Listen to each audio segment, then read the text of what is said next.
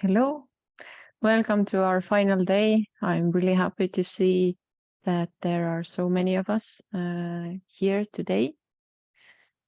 And without further ado, let's go straight into today's mission and task. So today's task was to compress time. Mission was to compress time, and task was to do something which you have been postponing. Whether it's a wish or a decision that you have been postponing. And the key component behind this mission is impeccability. Let me tell you a little bit more what I mean when I say impeccability. It is to do the very best that you can using all the information and knowledge which you have available in that moment. So, and what does this doing mean? What do I need to do? The doing is composed of three components. It's our words, our actions, and our feelings. And how do I know that I'm impeccable? I'm impeccable when those three things are aligned and in sync. So a little example from this week, like I have shared, I started off with cleaning my drawers, and from the drawers I found 3 sets of jewelry. Today I decided that 2 of them I will just disregard, and one of them I will ask if my daughter wants. So the decision why I wanted to pass them on or let them go from my life. The reason behind it was that they came as a gift from my exes, and I have very clear understanding how my husband feels when I'm wearing jewelry which is given by other men. And so I aligned these things. I knew that it is time to let go of these little items, and today I just did it and let them go. And one more very important aspect of impeccability, which is very nicely described in an aphorism, and the aphorism is time is the essence of impeccability. Meaning, when I was describing you or giving you the definition, you could see that also you can do the very best that you can in that moment. So would I been able to let go those pieces of jewelry on Monday? Well, I wasn't. Today I was able to do it. And also going backwards in time, it doesn't make sense to judge myself or my actions, which I took yesterday, based on today's knowledge, today's information, or even 5 minutes later. It doesn't even anymore make sense, because what has changed in between those two moments is we have gained a little bit of new experience, a little bit of new knowledge. And on the second moment, quite probably we would make a different decision, different choice, and take a different course of action. But it will only make you feel bad about yourself if you keep judging yourself, your past self, on today's terms, using today's measurements and what you know today. And so this is one part.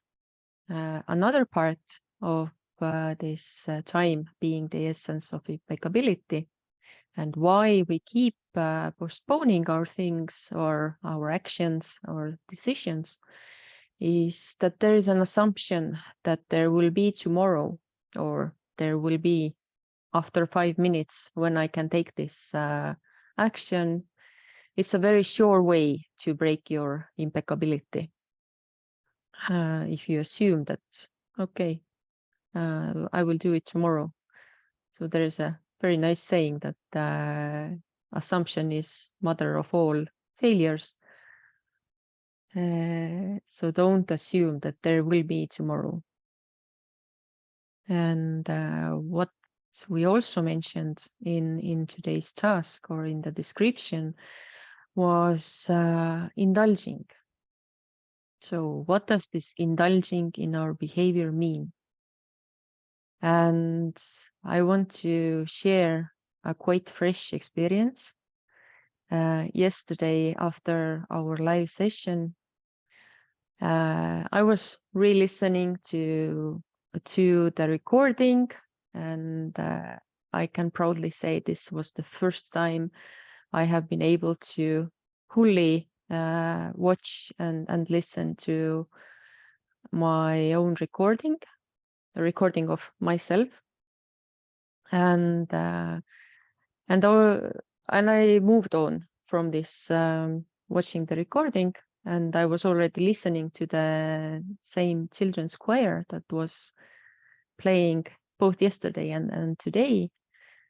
And while I was still working on the recording, I accidentally played it, and while listening to a song, I was also starting. My voice came through, and I started speaking. And what I captured in this moment was a feeling, and it also was a thought that, but I love my voice. It's very little subtle feeling, and thought.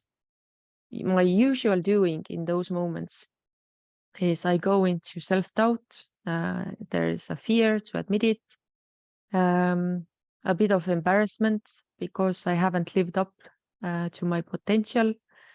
There's also a sense of anger that this must be like I must hide it. Both the fact that I love my voice and also that I have a good voice. So what I did yesterday, so we call it a not doing. I took a different course of action. I decided to stay in that moment and acknowledge the feeling, acknowledge the thought, and just to stay there, not to start changing anything, not to just start doing anything, but just stayed there and paid attention to my own self. And it was a very peculiar feeling. I was also crying, and today, as I'm speaking, I'm holding back tears because this thought or the feeling, like that was a connection which I feel was with my true self or with my soul. And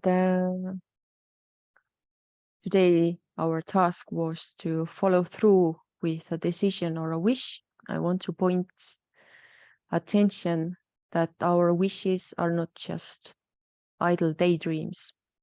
They are the same feelings that connect us with the true self, the authentic self, the soul, however we decide to call it. This is the source where they are coming from, in a form of desire, generally, or just a pure feeling. And it's perfectly possible to make our dreams true, to make our wishes true, if we follow through with what needs to be done. So what we need is practical plan and taking action. And this is what I call practical dreaming, making my dreams practical. Or in some cases, I have heard this is also called dreaming true. And this is what we are doing in Kukuniti School. We are connecting with our path with the heart, the things which make our hearts sing, and making our lives more and more in line with this path. Thank you. That much for today.